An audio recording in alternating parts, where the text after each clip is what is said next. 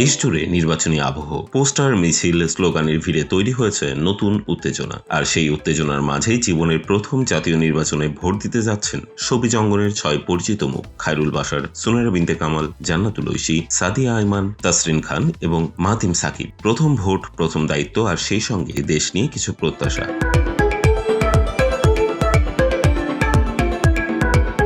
অভিনয়শিল্পী খায়রুল বাশার ময়মনসিংহের ভোটার। তার চোখে নির্বাচন যেন উৎসবের মতো, তবে উৎসবের চেয়েও বড় তার চাওয়া রাজনীতিতে সৌন্দর্য ও সভ্যতা ফিরুক। নেতাদের আচরণ হোক অনুসরণযোগ্য, কাদা ছোড়াছুড়ি আর দ্বিমুখী বক্তব্যের বদলে সংসদে হোক স্পষ্ট ও দায়িত্বশীল কথা। তার বিশ্বাস মানুষের স্বস্তি প্রকৃত পরিবর্তনের চাবিকাঠি।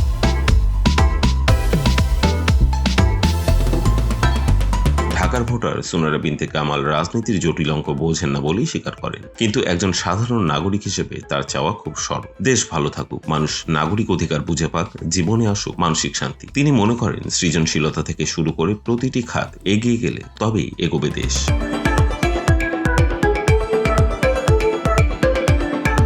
চিত্রনায়িকা জান্নাতুল ঐশীর কণ্ঠে স্থিতিশীলতার আকাঙ্ক্ষা। দীর্ঘদিন অস্থিরতা কাটিয়ে দেশের শান্তি প্রতিষ্ঠা হোক, এটাই তার মূল চাওয়া। সংবিধান অনুযায়ী দেশ চলুক, কর্মসংস্থান বাড়ুক, বেকার মানুষের মুখে হাসি ফুটুক। নতুন সরকারের কাছে তার এটিই প্রত্যাশা।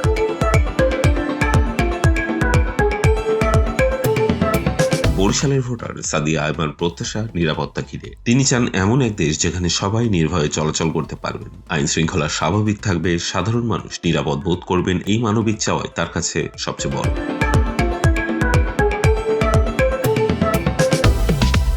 সঙ্গীত শিল্পী তাসরিফ খান ভোটের সুষ্ঠু পরিবেশ নিয়ে কিছুটা শঙ্কা প্রকাশ করলেও আশাবাদী থাকতে চান। যে দলই ক্ষমতায় আসুক, তারা যেন ন্যায় বিচার প্রতিষ্ঠা করে, বৈষম্য দূর করে এবং জনগণকে দেশের প্রকৃত মালিক মনে করে কাজ করে।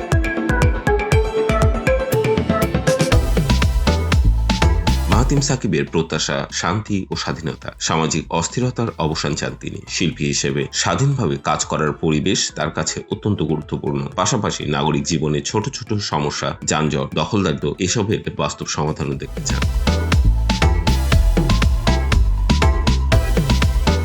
প্রথম ভোট শুধু একটি ব্যালট নয়, এটি ভবিষ্যতের প্রতি আস্থা রাখার একটি মুহূর্ত। এই 6 তারকার প্রত্যাশা ভিন্ন ভিন্ন হলে মূল সুর একটাই: শান্তি, ন্যায় আর মানবিক এক বাংলাদেশ।